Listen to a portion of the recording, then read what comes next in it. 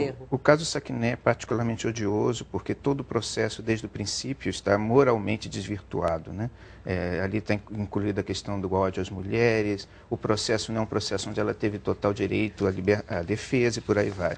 Eu acho que já há algum tempo existe no Irã uma reação a isso, né? O problema é que o regime do iraniano é uma tirania muito violenta e a repressão aos movimentos de protesto é uma repressão que culmina em execuções sumárias e coisas do gênero. Então, é difícil. Agora, eu tenho a impressão, eu acho que isso qualquer pessoa de bom senso deve perceber, de que o caminho da liberdade é sempre um caminho melhor para o ser humano, aonde quer que ele exista. Agora, né? o que a gente já Porque você tem grupos de poder lá, aqueles mulás, aqueles líderes religiosos, né? Eles temem ver o seu poder deposto.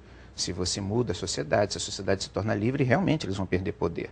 Bom, Então, na China não é muito diferente, né? não, O partido mesma coisa. não quer perder poder. Claro, no dia que se abrir a China às eleições livres, certamente outros líderes serão escolhidos, né? Da Coreia do Norte. A Coreia do Norte é o concordo nesse caso, sim, né? sim. Então, a questão é essa, são as resistências dos poderosos locais. Eles utilizam para isso a ignorância das pessoas, o medo, questões religiosas são utilizadas, né? O medo, a ignorância e valores às vezes duvidosos, né? Como se a ideia da liberdade, dos direitos, tivesse necessariamente a ver com a submissão aos Estados Unidos, Tudo o que bem. não tem nada a ver com volta isso. e meia a gente... Eu acho que quando se fala em comunidade internacional, está se falando dos países e das correntes de opinião no Ocidente que defendem a universalidade dos direitos humanos. Esses países, alguns deles países centrais, outros países periféricos, mas são comprometidos com isso. Esses países têm uma luta, porque é importante para essas sociedades que os valores dos direitos humanos se universalizem realmente, para que a gente possa ter um mundo melhor, um mundo de acordos, de entendimentos, né, e menos de guerra e de conflitos e de violência. Mas é uma utopia, de certa forma. Não sei se é uma utopia não, porque eu acho que do final da Segunda Guerra para cá, a situação internacional, embora você tenha esses quistos de resistência muito fortes, a situação internacional, a ampliação dos direitos tem melhorado bastante nesse sentido. Quer dizer, aqui no Ocidente, especialmente, isso é uma realidade. Você vê que nos Estados Unidos, por exemplo, questões do negro, isso, depois da Segunda Guerra para cá, isso melhorou demais, né? Houve uma emancipação realmente, então há uma tendência à melhoria. O problema é a violência da resistência a isso, né, em determinados lugares, em determinados países ou em determinados setores sociais. Mesmo aqui no Ocidente existem resistentes aos direitos humanos.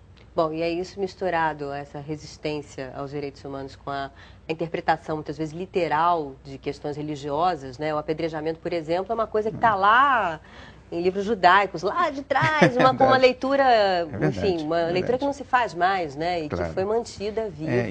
Isso corresponde a um outro mundo, a uma outra forma de ver o mundo, muito antiga, né? E que hoje a gente, conhecendo o que é o ser humano, pela ciência, psicologia, história, a gente vê que isso não se justifica mais. Pois é, mas tem pena de morte nos Estados Unidos, e aí? Quer dizer, essa que é a maior potência do Ocidente, tem moral para dizer alguma coisa? Porque muita gente questiona isso. Não, tá certo. A pena de morte nos Estados Unidos é questionadíssima dentro do próprio Estados Unidos, né? E as idas e vindas da pena de morte nos Estados Unidos são conhecidas, né? Então, não é a mesma coisa. Quer dizer, é claro que a presença da pena de morte nos Estados Unidos mostra a presença de certos valores antigos na sociedade americana. Mas se a gente estuda a história disso, nos Estados Unidos a gente vê que a resistência contra a pena de morte é permanente. E nos Estados Unidos é muito difícil, né, alguém ser levado à pena de morte realmente, né? Os recursos e recursos e recursos duram às vezes anos em alguns estados. Bom, mas para onde isso caminha, na sua opinião? Quer dizer, a gente não deve ser otimista ou interpretações fundamentalistas, até como aquelas que existem nos Estados Unidos, a gente tem lá criacionistas, essa coisa toda, continuarão existindo, são parte integrante da humanidade, acabou. Eu acho que as reações fundamentalistas são compreensíveis, né? Elas existem porque há grupos que são feridos pelo desenvolvimento da democracia, esses grupos vão realmente reagir, tanto aqui no Ocidente quanto lá. Né? E lá eles têm posição de poder de Estado, aqui não necessariamente tem, mas lá tem. Então isso vai continuar acontecendo. Que há um conflito com o Islã, com o fundamentalismo islâmico, sem dúvida. O fundamentalismo islâmico é um obstáculo à modernização dos seus países, né? Ele coloca obstáculos a isso. Então há sim, agora a história é um devir de conflitos permanentes. Não? A gente tem que estar preparado para isso, mas eu acho que os valores da democracia e da liberdade eles tendem a vencer. Tá certo, Edgar. Obrigada pela sua presença aqui no Jornal da Globo News. Tá bom, obrigado a você.